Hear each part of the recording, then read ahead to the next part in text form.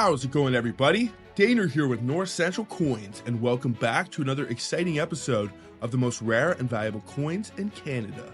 Today we're going to be taking a look at the 10 most valuable Canadian quarters you might have that, if identified correctly, could make you some big money. Every single one of the coins that we discussed today, although extremely rare, is not impossible to find, and in this video we will explore each of these rare and valuable pieces of currency and delve into why they hold such incredible value in Canadian numismatics. Additionally, we will discuss any distinguishing and identifying features, their significance among collectors, and also the potential value if you happen to own or find a legitimate example.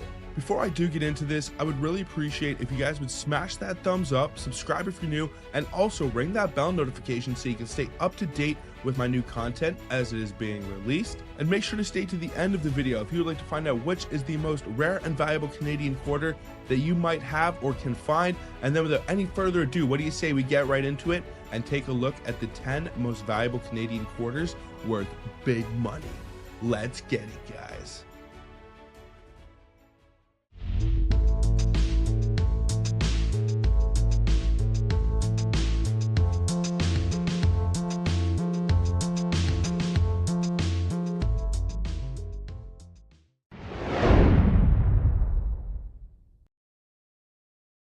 So before we do get into the value and specifications for the 1991 quarter, I thought I would go over some of the story of how a coin with such a limited mintage can actually come into existence. Coin mintage refers to the quantity of a specific coin design produced by a mint during a particular year or time period. It is a fundamental aspect of a coin's history and production. The rarity of coins is usually measured on how scarce or uncommon they are in relativity to its total mintage. Coins with lower mintages are generally considered more rare because there are fewer of them available to collectors or the public. Several factors contribute to the rarity of a coin, including mintage numbers. Coins with low mintage numbers are inherently rare. When fewer coins are minted, there are fewer available to collectors to acquire.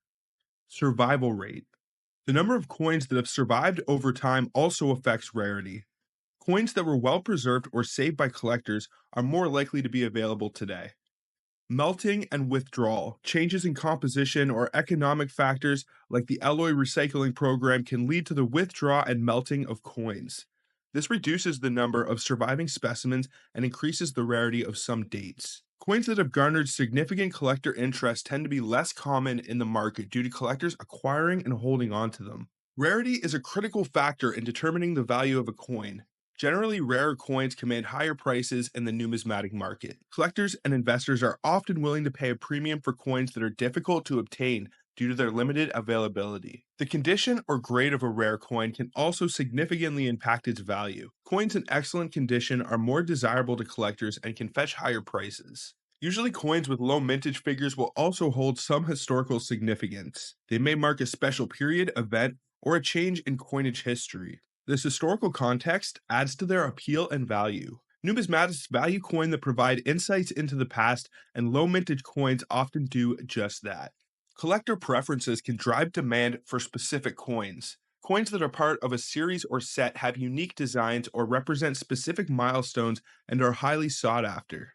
Collector demand can create competition and influence prices, particularly for rare and desirable coins. Market trends, including auction results and changing collector tastes, can impact the value of coins. Prices for some key dates may fluctuate based on market dynamics and also demand from buyers. Another major factor that could have led to the creation of the Canadian 1991 quarter is labor disputes and strikes. Labor disputes, strikes, or work stoppages at a mint can disrupt normal coin production operations.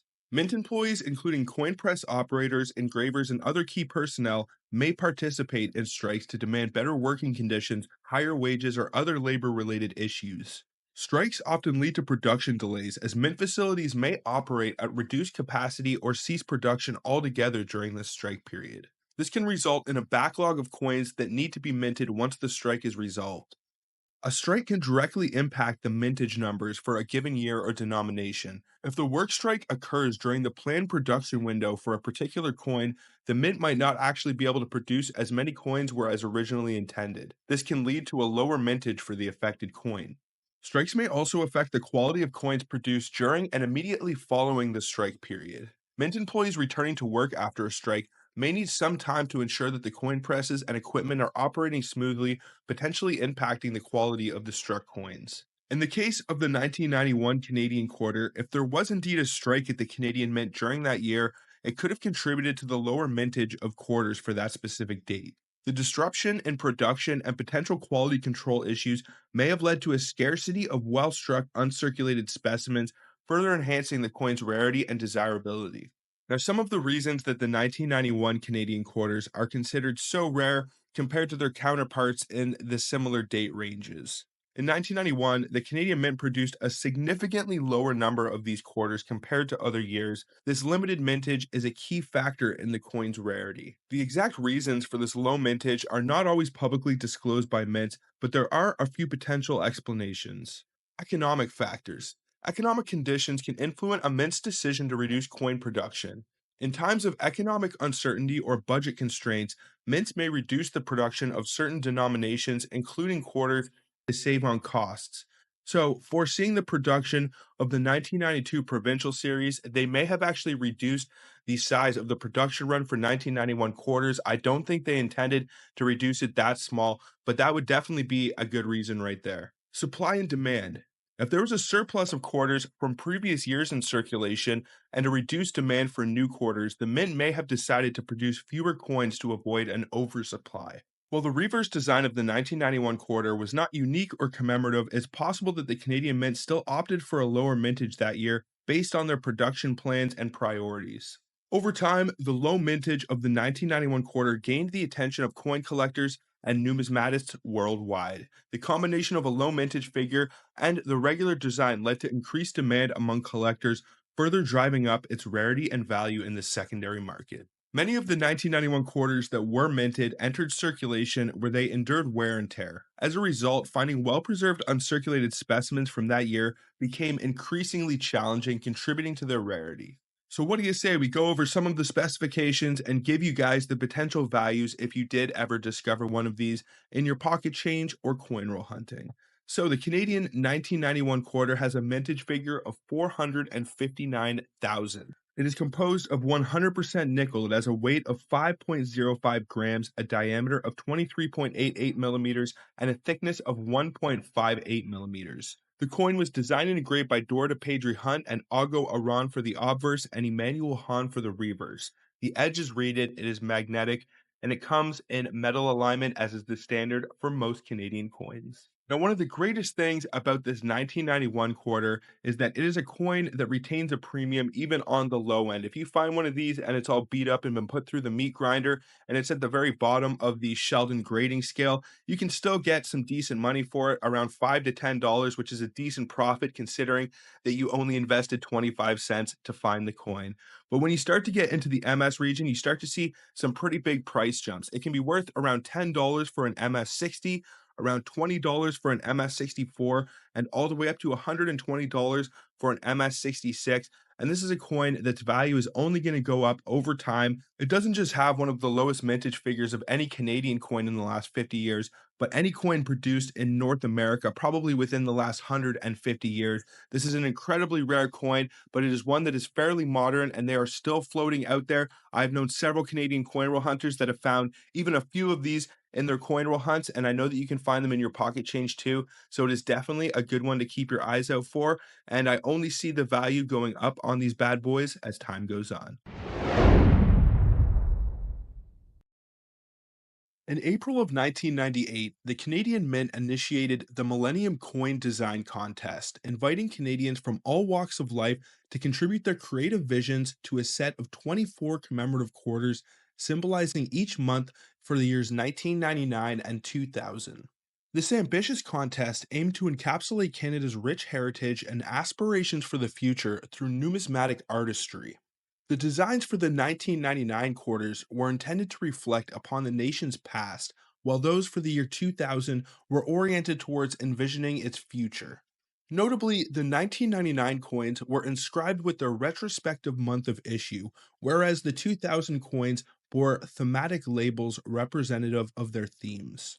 To culminate the turn of the millennium, the Canadian Mint issued this distinctive series of 12 commemorative 25-cent coins for circulation, additionally releasing them in different sets, some struck with a frosted cameo proof and sterling silver. These coins were encased within an elegant oval display case, and each coin in this special set embodies a significant aspect of Canada's illustrious history. The 1999 Millennium Quarter Series unfolds a narrative of Canada's diverse cultural tapestry and storied past through 12 evocative designs. From A Country Unfolds in January to This Is Canada in December, each month's quarter portrays a distinctive facet of the nation's identity. These coins serve not only as numismatic treasures, but also as reminders of the collective experiences and aspirations that define the Canadian spirit. At some point during the inception of production for the 1999 September 25-cent coins, an unanticipated twist emerged, and that was the utilization of the obverse die that was designated for the regular Caribou 25-cent coins. This departure from the norm instigated the creation of a series of rare mule coins that would captivate collectors and enthusiasts alike. Amidst the creation process, a select number of these unconventional coins that are dubbed mules found their way into circulation. However, the primary destination for these mule coins was within uncirculated coin sets. It is speculated that certain mule coins might have ventured beyond the confines of these sets, potentially entering the hands of unsuspecting members of the public. This dispersion only adds to the intrigue surrounding these rare and elusive coins. Now, there were a few different sets released in 1999 to commemorate this Millennium series of quarters. There was one released in sterling silver, and then there was one released in just a base cardboard holder. And the coins are not anything special. They are basically just considered brilliant uncirculated, and there is really no way to tell them apart from their standard circulation counterparts. Now, for anyone seeking to discern whether they possess one of these rare mule coins, there exists telltale signs that set them apart. The most notable clue is that these mule coins do not feature the usual 25 cents written on the obverse of the Millennium Series coins. Now, if you are to find one of these mule coins, your best chances is going to be to pull it from one of the sets issued in the same year. After the year 1977, Canadian numismatists refer to coins pulled out of these sets as NBU, or newly brilliant uncirculated specimens. NBU simply means that the coins were freshly minted and handled with extra care and then placed into these sets,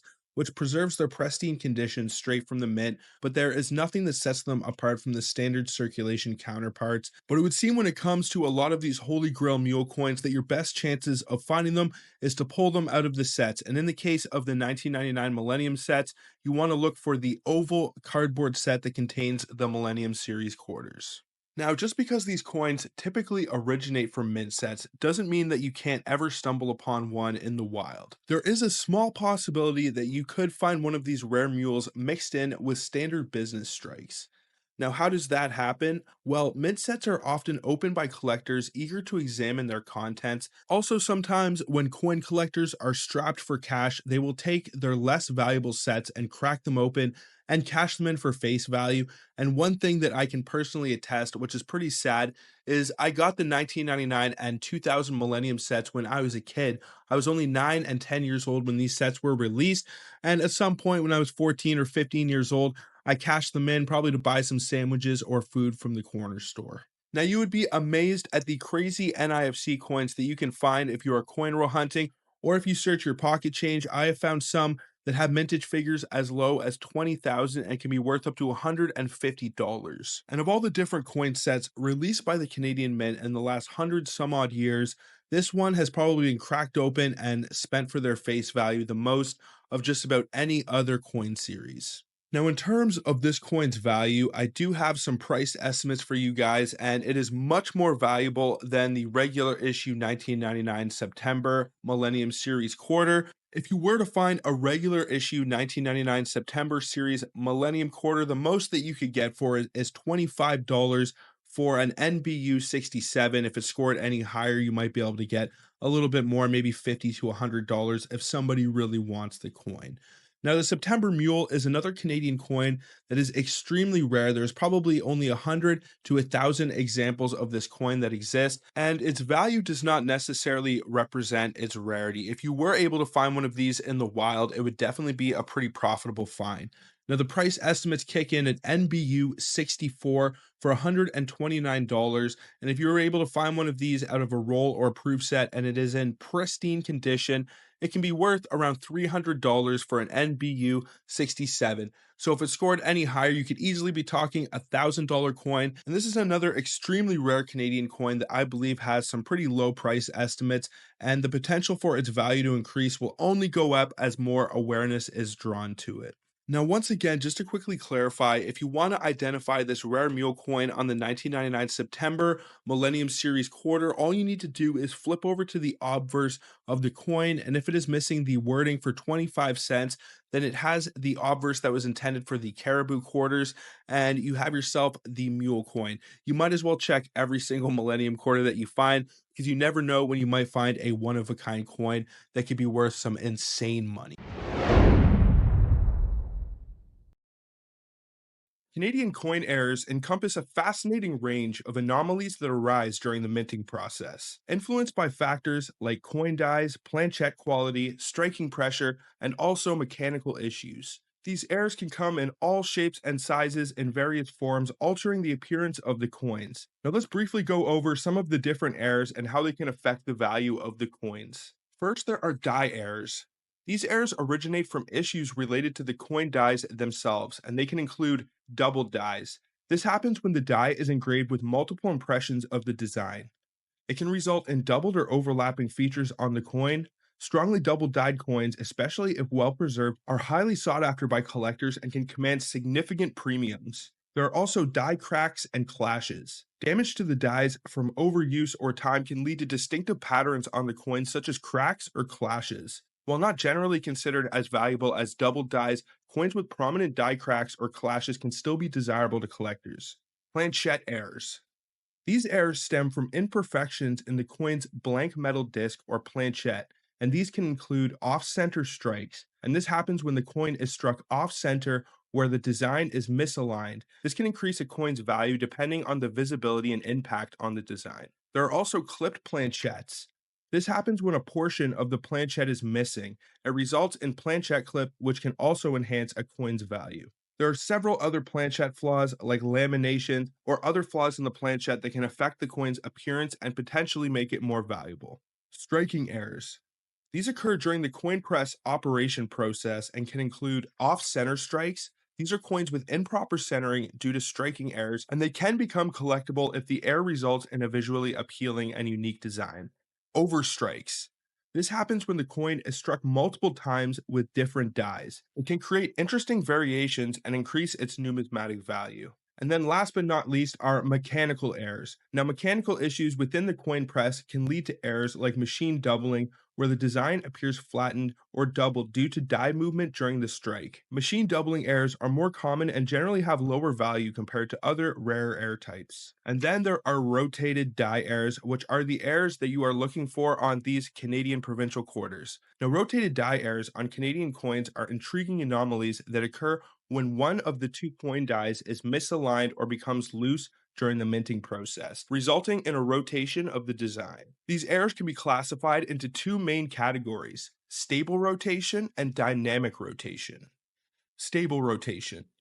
In stable rotation errors, one of the dies is misaligned during installation, leading to consistent rotation in multiple coins produced from the same die pair. This type of error is characterized by a fixed degree of rotation and can be exemplified by certain coin examples, such as a piece that is meant to be struck in metal alignment, but when you are looking for the rotated die variety, it always comes in coin alignment or with a fixed degree or axis. And then there is dynamic rotation. Dynamic rotation errors occur when one of the dies becomes loose during the striking process and rotates on its axis. These errors result in varying degrees of rotation and can be found on a wide range of Canadian coins, including those from the pivotal year 1967.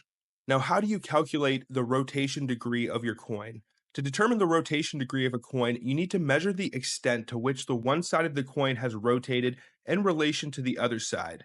Now, the easiest and most tried and true method I can suggest for checking if your coins are off axis or are rotated is to put it in a coin flip, look at the one side, and then flip your coin over. And then if it is off axis, then you have yourself one of these rotated dies. Coins with a rotation degree below 15% are generally not valued much higher than their regular counterparts unless it is in a very high mint state. The coin's year of issue can also influence its desirability among collectors. Coins with more notable dates, like the provincial series that we're discussing today, and also the 1999 and Millennium quarters, can have rotated dies that are notable, and those are known to be very valuable. If you do find a rotated die on, let's say, a 1980s nickel or quarter, it might not be as valuable as if it occurs on one of the coins like the ones we're discussing on this list. Now, what do you say we get into some of the details and specifications and also values for the coins that you guys are here to find out about? And those are the 1992 provincial quarters with rotated die axis. So, first of all, we will discuss the 1992 New Brunswick. The specifications for the 1992 New Brunswick standard circulation strike, it is composed of 100% nickel. It has a weight of 5.05 grams, a diameter of 23.88 millimeters, and a thickness of 1.58 millimeters. The coin was designed and engraved by Dora de Pedri Hunt and Augo Aran for the obverse, and Ronald Lambert and Sheldon Beveridge for the reverse of the coin. The edge is reeded, it is magnetic. The standard die axis for Canadian coins is usually in metal alignment, but there are actually two different rotated die variations for the 1992 New Brunswick. There is one with a 90-degree shift rotated die, and there is also one in coin alignment.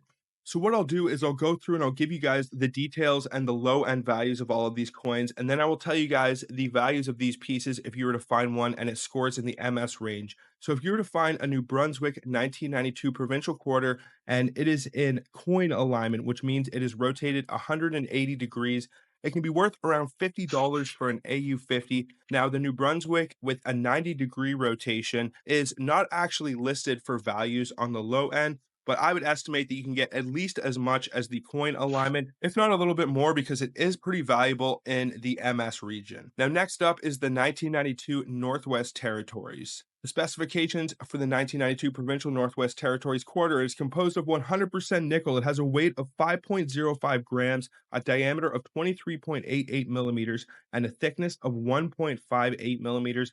The Northwest Territories provincial quarter was designed by Dora de Pedri Hunt and Augo Aran for the obverse, and Beth McKeechan, Augo Aran, and C. Saffioti for the reverse of the coin. The edge is reeded, it is magnetic, and the standard die axis should be in metal alignment. Now, the rotation that you are looking for the Northwest Territories is a 90-degree rotation. If you can identify this, on the low end, it can be worth around $120 for an EF40 and all the way up to $122 for an AU50. Now, the last of these 1992 provincial rotated die quarters that you can look for is the Saskatchewan. The specifications for the standard issue Saskatchewan quarter is composed of 100% nickel, has a weight of 5.05 grams, a diameter of 23.88 millimeters, and a thickness of 1.58 millimeters. It was designed and engraved by Dora de Pedri Hunt and Augo Aran for the obverse, and Brian E. Cobb and Terry Smith for the reverse. The reason that I wanted to give you guys the specifications on all of these quarters is because there are actually different artists that feature their designs on the reverses of these coins, and I wanted to give credit where credit is due. Now, the edge of the 1992 Saskatchewan is reeded, it is magnetic, and it has a standard die axis in metal alignment, but the orientation that you are going to be looking for to identify this holy grail piece is in coin alignment. Now, there are only 3 known examples of the Saskatchewan in coin alignment currently, but that doesn't mean that one can't still be discovered. They actually don't even list low-end values for this coin because there isn't one that is in such a low grade that it is actually worth listing on their site. But I would estimate that you could get anywhere from a couple $100 to $1,000, even for a super low-grade example at the bottom of the Sheldon scale. Because there are only 3 known examples, this would be considered a holy grail piece and definitely a good one to keep your eyes out for. Now, in terms of the high-end values, the 1992 New Brunswick in coin alignment can be worth around $550 for an MS66 example, which is currently the highest graded known example. Now, the New Brunswick with a 90-degree rotation can be worth up to $228 for an MS65 example. For the Northwest Territories, you are looking for a 90-degree rotation, and it can be worth up to $348 for an MS65 example. If it did score any higher, you can be sure to see a bit of a price jump. You could easily be talking a $500 to $1,000 coin if it scored around an MS67. And last but not least, we have the holy grail of the bunch, the Saskatchewan and coin alignment. Now, there are only three known examples, and they only give one price estimate on coins in Canada, and that is currently $5,600 for an MS62 example. So if you were to find one of these and it scored any higher, around an MS65 to MS67, you could easily be talking a $10,000 to $20,000 coin. They put out a lot of these provincial quarters. I've encountered rolls and rolls and rolls of them in my coin roll hunt, so these are definitely some good pieces to keep your eyes out for. The design of the caribou on the 25-cent coins dates back to 1936 when the Canadian government changed the designs on the reverse side of coins in response to a change in the sovereign's appearance on circulation coinage.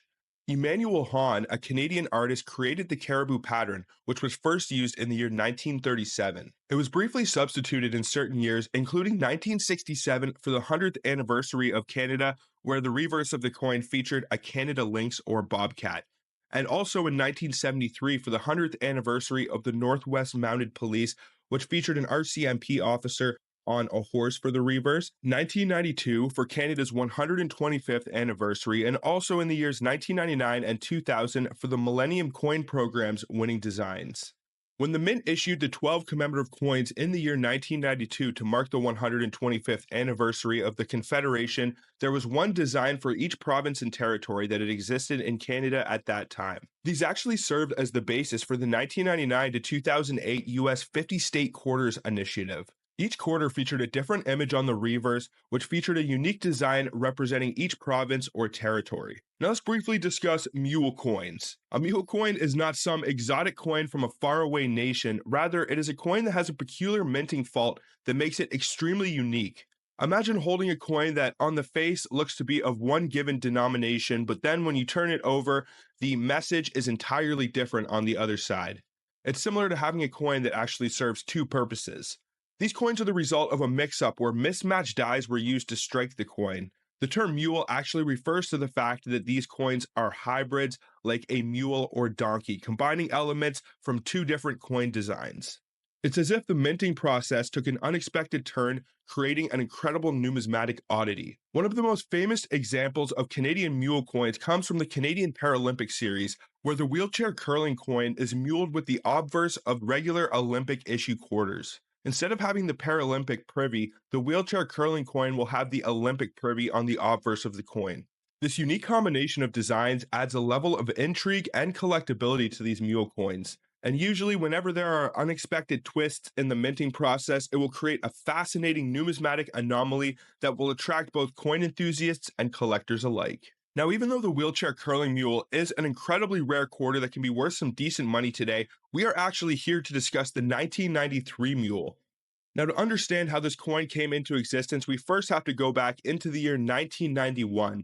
There was actually a strike at the Canadian Mint, and as I previously mentioned, they had a shortage of supplies. The following year, there was a high demand for coin production to make up for the previous time lost. Tasked with the issuance and release of 12 different designs for the 1992 provincial series, the Canadian Mint was most likely overburdened, and there were several notable errors and variations that you can look for in this date range.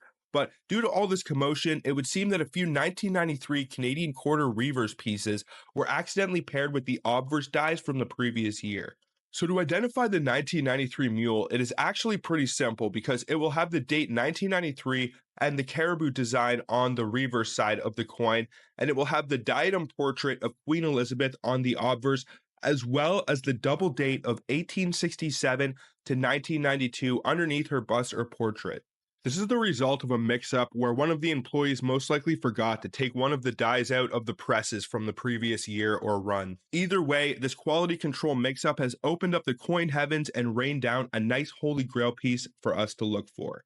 Now, some of the details and specifications for this coin, if any of them are off, it may indicate that the coin is not legitimate or authentic. 1993 quarters are composed of 100% nickel. They have a weight of 5.05 grams, a diameter of 23.88 millimeters. They have a thickness of 1.58 millimeters. The coins were designed and engraved by Dora de Pedrihan and Ago Aran for the obverse and Emmanuel Hahn for the reverse. The edge of the coin is reeded, it is magnetic, and it has a die-axis and metal alignment, as is the standard for most Canadian coins. Now, something important to note is if you were to discover a 1993 Canadian Mule quarter, it would most likely be out of a proof set from the year 1993. If you do send one of these away to be graded, it will get the PL attribution, meaning that most of these 1993 mules, if not all of them, are probably coming out of 1993 proof sets. But that doesn't mean that you have a 0% chance of finding one of them in the wild. Some of them may have made their way out into circulation. You never know with a coin like this, especially when it is a mule and an heir like the 1993 mule. Now, if you were to send one of these away to be graded by PCGS, it would get a PL attribution, not the MS or not the SP. In terms of value, it is actually extremely rare and valuable. If you're able to cherry pick these out of a proof set, you can make a massive profit, even if you pay $30 or $40 for the set, because this coin can actually be worth around $21,000 for a PL65 and all the way up to $26,000 for a PL66, which, as we know right now, is currently the highest graded known example. So this is a Canadian coin that is pushing the $30,000 mark, and the great thing about it is fairly modern. A lot of the time when it comes to Canadian proof sets, people like to cherry pick out the 1991 and 1992 sets. In the year 1992, they actually released a special issue Caribou quarter with the double date 1867 to 1992 on the reverse of the coin, and you can only get those quarters out of proof sets. So a lot of the time people like to buy the proof sets so they can get that special Caribou quarter. So most likely these 1993 sets probably fly under the radar, and you might be able to get a good deal on one. And if you can actually look at the set before you buy it, you might be able to open it up and take a look at the quarter. And if the quarter has the 1993 Caribou reverse, and then it has the double date of 1867 to 1992 on the reverse under the Queen's bust, then you have yourself a Holy Grail coin. The 2000 Millennium quarter sets introduced a fascinating addition to Canadian numismatics.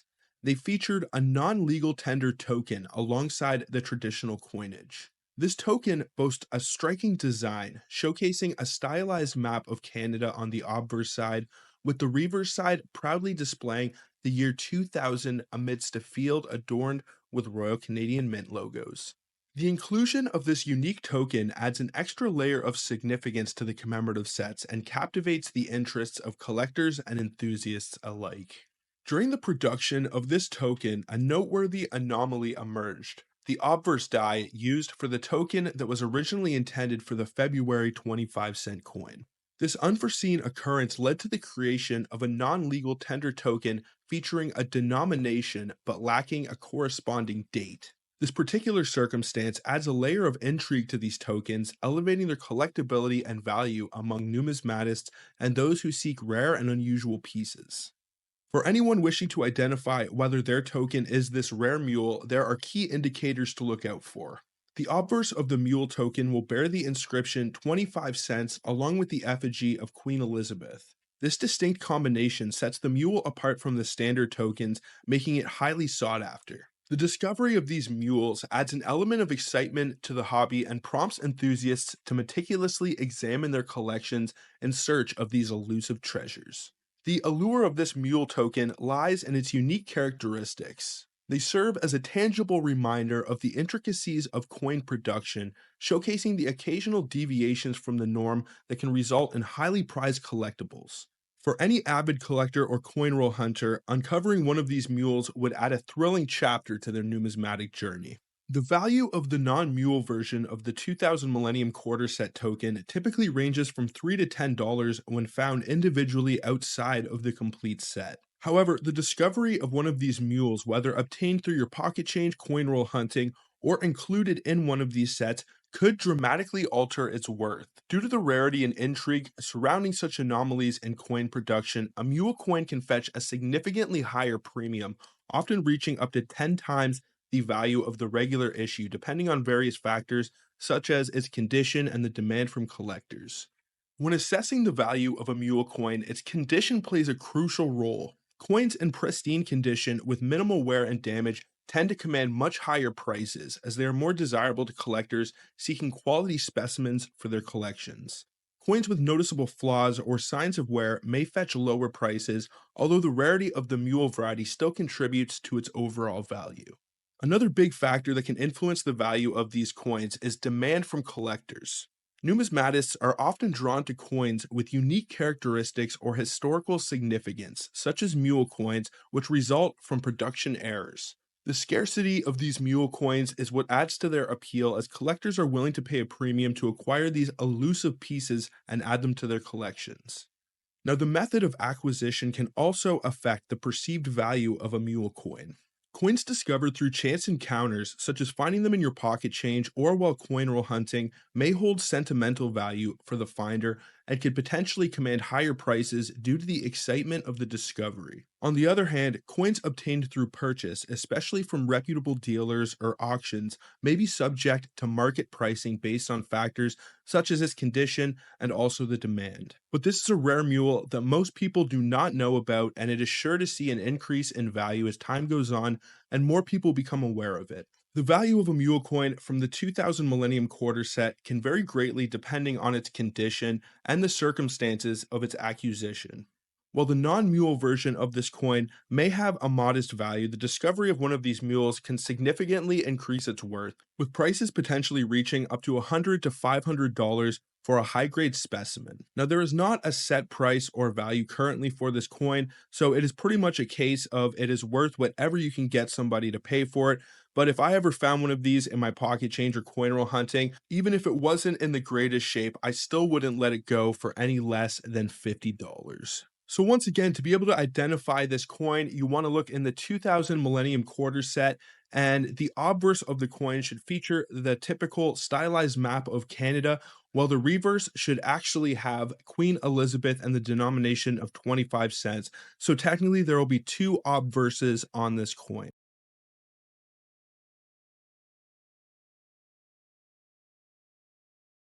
The transition of Canadian quarters from nickel alloy to multiply plated steel in the years 1999 and 2000 was a significant change in the production of Canada's circulating coinage. The switch was primarily driven by cost savings and the need for more durable coins. I'm going to give you guys a quick breakdown of this process so you can understand how this Holy Grail 2000p Caribou quarter came into existence. There were several reasons and motivations for the Canadian Mint switching from the nickel alloy to the multiply plated steel. The first was cost savings. The Canadian Mint sought ways to reduce the production cost of coinage. Nickel, which had traditionally been a key component of Canadian coins, was becoming increasingly expensive. Also, durability. There was a strong desire to produce more durable coins. Canadian coins, especially the smaller denominations, were susceptible to wear and tear due to their softer nickel composition. Research and development. Prior to the transition, the Canadian Mint conducted extensive research and development to identify alternative materials that would meet the criteria of cost effectiveness and durability. The choice of multiply plated steel was a result of this research. The material offered a combination of durability and cost savings. Multiply plated steel is a composite material composed of several layers. The outer layers are typically made of steel, which is a hard and durable metal. The steel layers are then plated with a thin layer of other metals, such as nickel or copper, to provide the coins with their desired appearance and properties. These coins then go through design and testing phases. The new quarters were designed to look similar to the old nickel alloy quarters to ensure easy recognition and acceptance by the public. Extensive testing was conducted to ensure that the multiply plated steel quarters met the required quality and durability standards. These included tests for wear resistance, corrosion resistance, and overall coin longevity. The transition from nickel alloy to multiply plated steel coinage took place over a period of several years. New dies and machinery were put into place to accommodate this new coin material. The existing nickel alloy quarters remain in circulation and can still be found in your pocket change to this day. The minting process for multiply plated steel coinage is similar to that of traditional coin production, involving blanking and nailing, upsetting, striking, and inspection. However, the materials used in the blanks are different, with the new multiply plated steel blanks replacing the old traditional nickel alloy blanks. The Canadian Mint worked diligently to ensure that the public was aware of the change in coin material. They also coordinated with banks and financial institutions and vending machine companies to ensure a smooth transition and exchange of old nickel alloy quarters for the new multiply plated steel ones. This switch to multiply plated coinage was successful and reduced production costs for the Canadian Mint. It did also result in more durable coins that were better equipped to withstand the wear and tear of circulation. The transition did not significantly impact the appearance or functionality of the coins, so it was generally well received by the public. Now, the existence of this incredibly rare 2000p Caribou quarter in Canada is indeed an intriguing numismatic mystery. While the Canadian Mint switched from the nickel alloy to multiply plated steel quarters between the years 1999 and 2000, the accidental release of only a few 2000p Caribou quarters featuring a P mid mark on the obverse under the Queen's bust to indicate that it was composed of multiply plated steel still remains a puzzling anomaly to this day. Now, here's an explanation of how a few examples of this coin may have made their way into circulation. It could have been an accidental die mix up. The most plausible explanation for the existence of these 2000p Caribou quarters is that there was an accidental mix up of the coin dies during the minting process. Die mix-ups can occur in a minting facility where the wrong set of dies is used to strike a batch of coins. In this case, it would have involved the use of dies meant for 1999 or 2001 P quarters instead of the correct 2000 dies. Now, each coin die has a different year assigned to it and are prepared and stored separately in the minting facility. Each die has specific designs for each year and denomination, including the image of Queen Elizabeth II for the obverse and usually the Caribou design for the reverse. Due to this mix-up, a small batch of the 2000 Caribou quarters would have been struck with the incorrect 1999 test token dies or the future 2001 P dies that they were planning on using the following year, which featured the Caribou design on the reverse. The rest of the 2000 quarters would have been struck using the correct 2000 dies. Quality control procedures in minting facilities are designed to catch errors, but they are not foolproof. In this case, an oversight likely occurred during the quality control checks. Some of the coins produced with the incorrect dies may have passed inspection due to the similarities in size and composition to the regular quarters. After minting, the coins are typically transported to financial institutions for distribution. If any of the 2000p Caribou quarters passed quality control checks, they would have entered the regular circulation stream like any other quarter.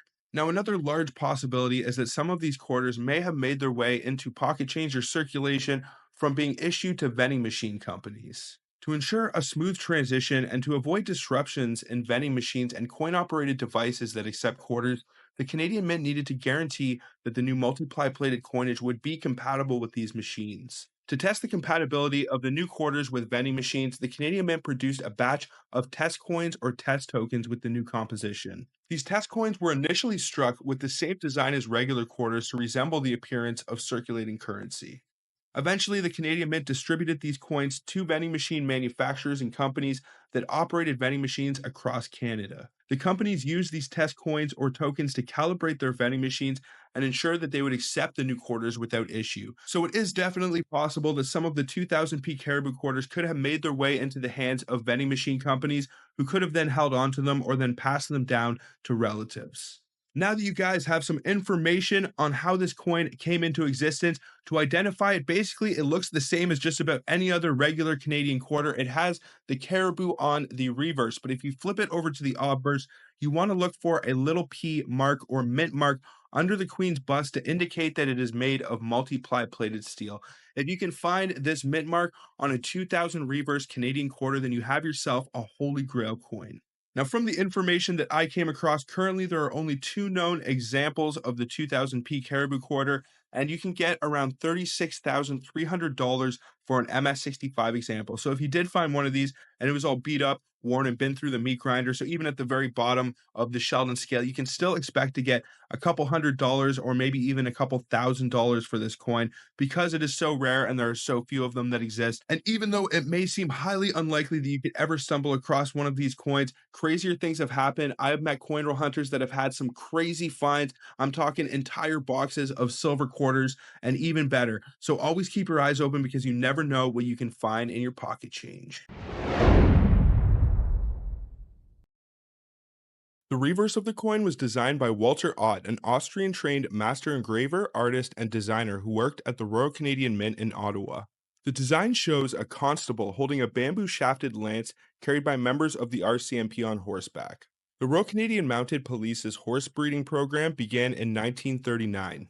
In 1973, 134,958,587 quarters were produced for circulation, and proof and specimen coins were also made.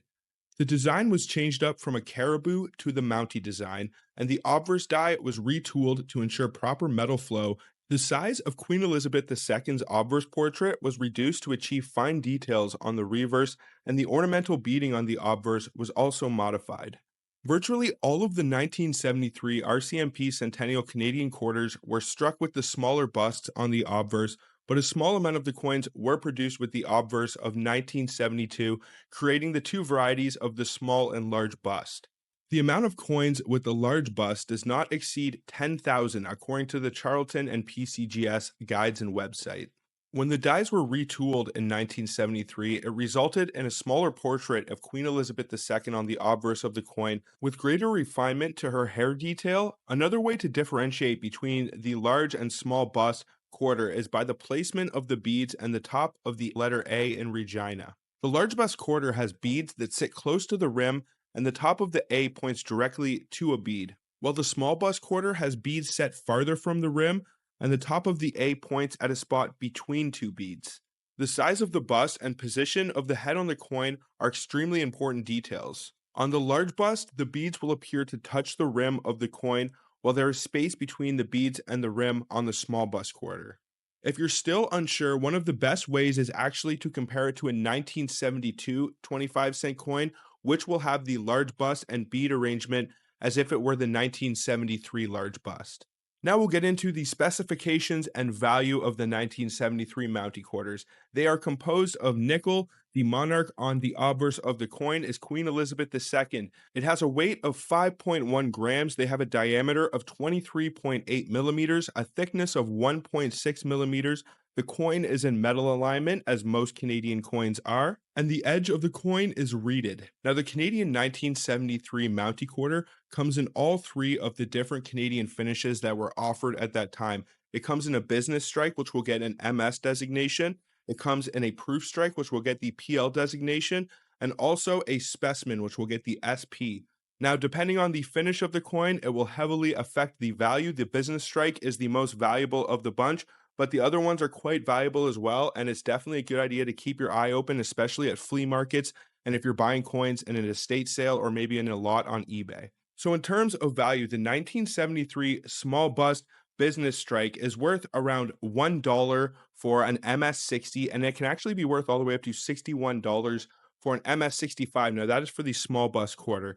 Now, the 1973 large bust is worth $346 for an MS60 example, and it can be worth all the way up to $3,240 for an MS65. That is buku, insane amounts of money. Now, in my coin roll hunts, I have found thousands and thousands of the 1973 Mountie quarters. I still personally have not found any of the large busts. I have known people that have found the large bust before. If you were to find one of these in a high mint state, you can make some really good money off of it. And chances are, if you do find one of these coin roll hunting, it is probably going to be the business strike. Now let's get into the proof strikes. The 1973 proof strike is only worth around $1 in a PL64. It can be worth up to $39.20 for a PL67. The 1973 large bust proof strike can be worth around $177 for a PL63 and all the way up to $677 for a PL67. So even if you were able to identify a set that contains the 1973 large bust quarter and you pay like $100 for it, if it's in decent shape, you can send it off to be graded by a company like PCGS, NGC, maybe ICCS, and make quite a return on the coin. Now, lastly, we will discuss the specimen finishes for these coins.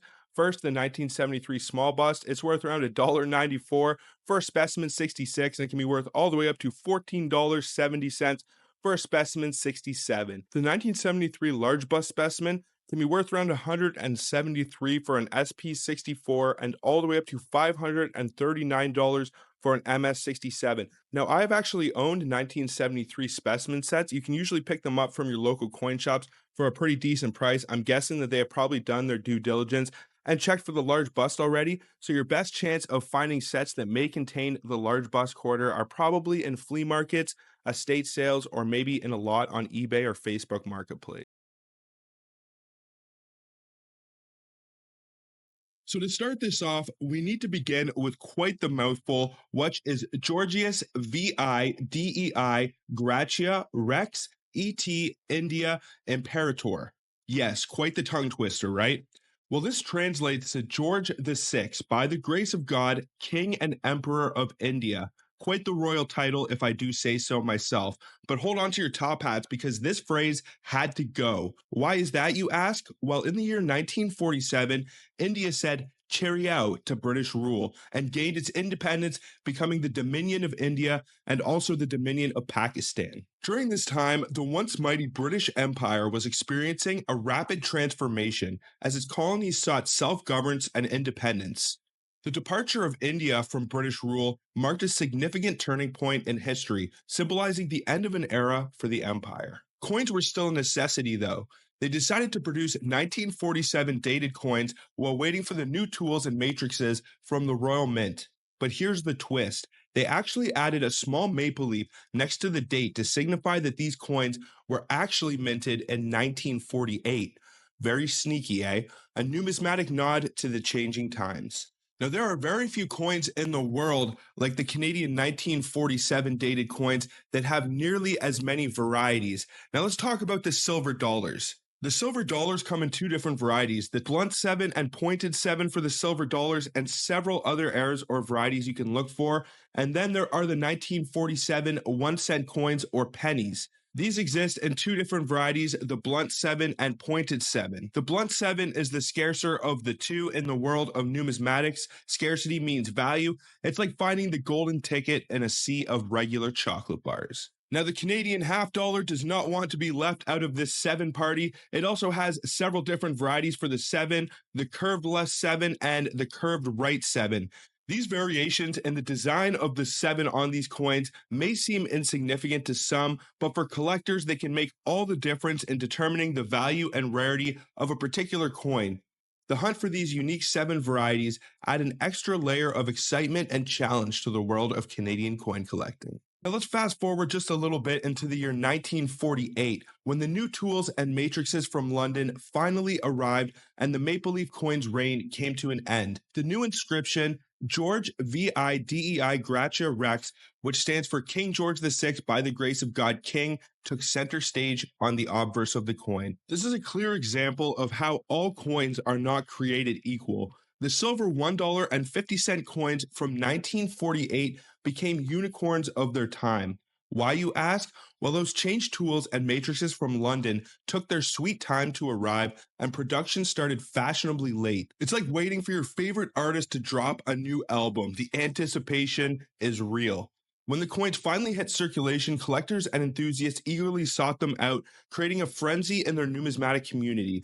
The scarcity and unique design of these coins made them highly coveted, adding to their allure and value. And finally, we have the piece de resistance of the 1947 series, and those are the small dot varieties. In a sea of maple leaves on some 1947 Canadian nickels and quarters, there it is, a tiny dot like a period at the end of a numismatic sentence. The cause? Well, it's a bit like a coin's freckle. Nobody knows for sure. Some say it's dye chips, others blame dye deterioration. Either way, it's a quirky and rare minting error that makes collectors' hearts skip a beat. The small dot variety on 1947 Canadian nickels and quarters is a unique minting error that adds an extra layer of intrigue for collectors. Its mysterious cause, resembling a freckle on the coin, only enhances its desirability. This rare and quirky feature truly captivates the hearts of numismatic enthusiasts all over the world.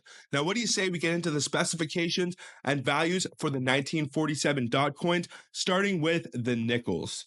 The 1947 plain date 5-cent coin has a mintage figure of 7,603,724. The 1947 Maple Leaf has a mintage of 9,595,124, and the mintage figure for the 1947 5-cent piece is unknown. Some of the specifications for this coin: it is composed of 100% nickel, has a weight of 4.54 grams, it has a diameter of 21.3 millimeters on one side and 20.87 millimeters on the opposite side. The designer and engravers for the coin are T.H. Paget and Thomas Shingles for the obverse, and Thomas Shingles and G.E. Kruger Gray for the reverse. The edge of the coin is smooth, it is magnetic, and it has a diaxis in metal alignment, as is the standard for most Canadian coins. In terms of value, the 1947 dot nickel actually does carry a premium at the low end. You can expect to get anywhere from $5 to $15 if you have one that is absolutely beat up at the bottom of the Sheldon scale,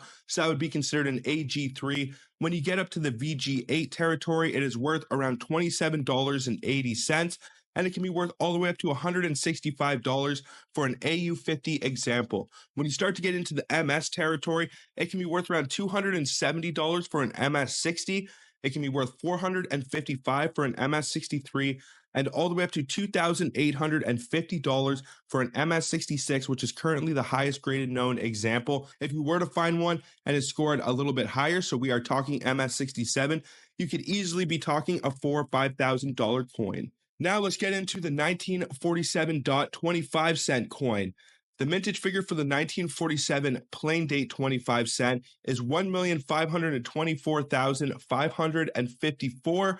The 1947 Maple Leaf mintage is 4,393,938, and the mintage figure for the 1947 dot quarter is unknown, just like the nickel. The specifications for the Canadian 1947 quarters: it is composed of 80% silver, 20% copper, has a weight of 5.83 grams, a diameter of 23.62 millimeters. It was engraved and designed by T.H. Paget for the obverse and Emmanuel Hahn for the reverse. It has a reeded edge, is non-magnetic, and has a diaxis in metal alignment, as is the standard for most Canadian coins. So let's discuss the values for the 1947 dot quarters. This can also have a premium on the low end. It could be worth probably anywhere from $25 to $40 for an AG3, so that is at the absolute bottom of the Sheldon scale. It can be worth around $67.60 for a VG8. It can be worth $394 for an AU50. Now, as we start to get into the MS territory, we start to see some massive price jumps.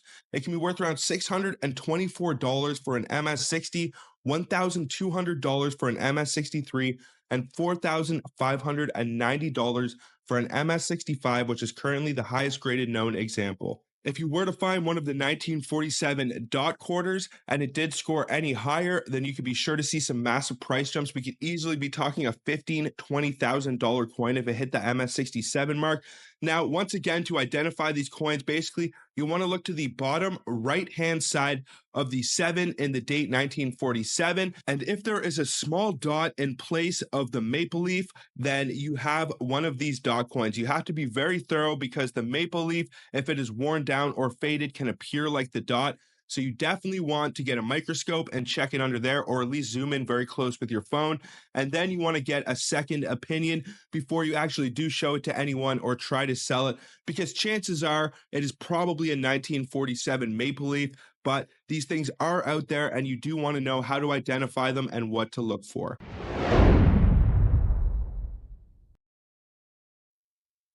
The Canadian quarter, or 25 cent piece, holds a value of 25 cents, constituting 1/4 of the Canadian dollar. This small circular coin features a silver color and is officially known as the 25 cent piece, according to the Royal Canadian Mint. However, it is commonly referred to as a quarter akin to its American counterpart. In Canadian French, it is alternatively named a Caribou or Trente Sous. The coin is manufactured at the Royal Canadian Mint's facility in Winnipeg, Manitoba. The quarter has underwent several changes in its metal composition over the years. From 1920 to 1967, the quarter contained 0.15 troy ounces of silver, representing 1/4 of the silver dollar's content, or half of the 50-cent piece, and 2.5 times that of a dime. In case you were wondering, here's a quick breakdown of the different compositions of the Canadian quarters throughout the years. From the year 1870 to the year 1919, Canadian quarters were composed of 92.5% silver and 7.5% copper, also known as sterling silver.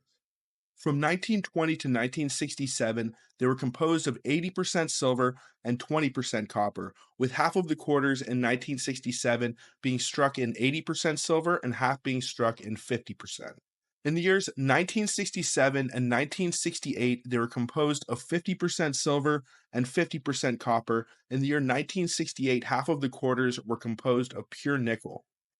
From the years 1968 until 1999, Canadian quarters were composed of 99.9% nickel until in the year 2000 they changed the composition to 94% steel, 3.8% copper, and 2.2% nickel plating, also known as multiply plated steel. Now, the Canadian 1927 quarter holds a distinctive status in the numismatic world, characterized by its rarity and high collector value. The coin's exceptional scarcity is primarily attributed to its low mintage figure, with only 468,096 quarters produced during that specific year. This limited production contributes significantly to the coin's desirability among collectors. Now, there are several factors that do contribute to the rarity and value of coins like the 1927 quarter, and the following factors are low mintage. The term mintage refers to the total number of coins produced in a given year. In the case of the 1927 quarter, the remarkably low mintage of 468,096 coins makes its rarity compared to other years quite scarce.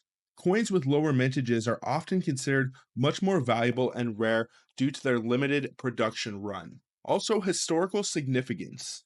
Coins from specific years may carry historical significance, contributing to their collector value. The 1927 quarter was produced during a particular era in Canadian history, which could add an extra layer of appeal for collectors interested in the historical context of their numismatic acquisitions. Condition and rarity. The condition of the coin is crucial in determining its value. A well-preserved 1927 quarter in excellent condition is likely to fetch a much higher price in the collector's market. Rarity coupled with the pristine condition enhances the coin's desirability and also the potential market values. Collector demand. The demand among collectors plays a pivotal role in establishing the value of a coin. A coin like the 1927 quarter, which is known for its scarcity and historical significance, tends to attract higher demand from collectors seeking both unique and rare pieces to add to their collections. The valuation and collectability of coins, especially rare ones like the 1927 Canadian quarter, are influenced by the interplay of several factors. Numismatists often utilize various resources, including auction records, market trends, and expert opinions, to determine the current market value of such coins. Additionally, third-party grading services assess the condition of the coins, providing a standardized measure that aids collectors in making informed decisions. Now, some of the details and specifications for the 1927 Canadian quarter, if any of these are off, it may indicate that it is not authentic. Right now, online marketplaces are absolutely littered with counterfeit examples for Canadian coins, and usually the older and more rare the example, the more counterfeits that will be floating around. I'm actually going to be making a video on Canadian counterfeit coins in the upcoming future. I bought some of the counterfeit examples of some of these marketplaces. I'm going to be showing you guys what to look for so you can identify counterfeits. For example, the 1911 Canadian silver dollar, the 1921 5-cent piece, and half dollar. I made sure to pick up an example of all of the coins you want to look for. The 1948 silver dollar is another one that I grabbed. So I will be showing those and giving you guys some tips on how to identify counterfeits.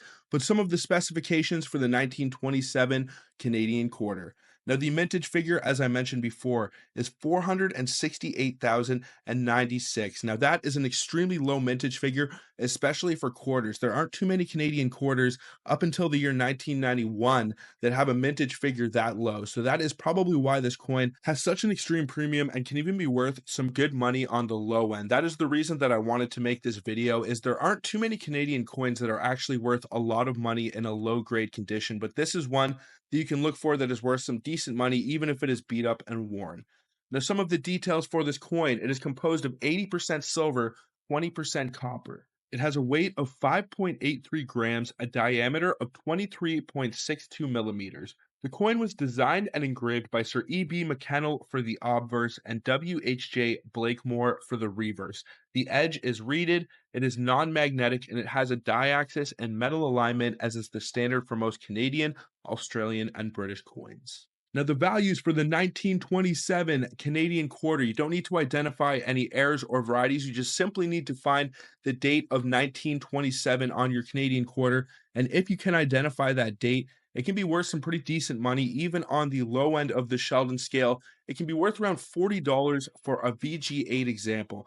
Now, that isn't at the very bottom, but it is a 70-point scale. And the way that it works is basically the higher the number, the better the grade. So a VG8 means that the grade or score of the coin is basically 8 out of 70. So it isn't a zero. It is a little bit better than being at the absolute bottom, but it's still a pretty beat up and worn example. You might just be able to make the date of 1927 out. And if you can find a VG8, $40 is not too bad. This is a good coin that you might be able to find in a scrap silver purchase. And then if you send it off to be graded by ICCS, you could easily turn a profit off this. Now, as we go up in the grading scale, it can be worth around $300 for an EF40, around $735 for an AU50. And as we start to get into the mid-state range, we see some pretty decent price jumps. It can be worth around $1,300 for an MS60, 3,990 for an MS64, and all the way up to 6,500 for an MS66. If you were to find one and it graded any higher, you might be talking a $10,000 coin here. Now, finding an older 25-cent coin like this and it being in good condition is probably not likely, but never say never. If you get a collection handed down to you, or maybe you bust into a roll that has been sealed for several decades, you might get lucky and find one of these gems. Now, 1968 was the last year for silver circulation coins in Canada, but about half of the 1968 dimes and quarters were made out of the new intended metal nickel. All of the 1967 Bobcat or Lynx quarters were produced in silver, but unknown to some, there's an extremely rare Holy Grail variety of these coins that can be worth insane money. Some of the 1967 Bobcat quarters were accidentally struck with nickel planchets. It is unclear how many, but it is estimated that there are only 5 to 10 of these coins still in existence. One of these coins, which was certified by PCGS with a grade of Specimen 64, was sold by Heritage Auctions in 2019. This may be the only certified example of this coin. Being able to tell the difference between the silver and nickel Bobcat should be pretty easy, as the nickel planchette would be magnetic and the silver would not. There are not any notable varieties for the 1967 coins, but if you guys are familiar at all with the 1967 rabbit nickel or the 1967 goose dollar, there are a few notable varieties for those, mostly rotated die varieties, and also sometimes they can have machine doubling, most notably on the 1967 pennies. So I would always keep my eye open for errors on the 1967 coins. They produced a lot of them, and they had to pump them out in a short amount of time. So the specifications for the regular 1967 Canadian quarter, if any of these are off, it might indicate that you have the nickel planchette as well. Now, the alloy is supposed to be 80% silver and 20% copper, or it can come in a 50% silver or 50% copper composition. The weight is 5.83 grams. It has a diameter of 23.88 millimeters. The edge is reeded. It is non-magnetic, and it has a die-axis in metal alignment. Now, what do you say we get into the values for the 1967 nickel planchette Holy Grail quarter? I'm sure you are all curious. Now, just to give you guys an idea, of a regular 1967 Bobcat is worth about $350 in a low MS grade, not worth much more than melt or scrap, but it can be worth all the way up to $77 for an MS65. If you were to get a cameo designation, it may add a premium as well.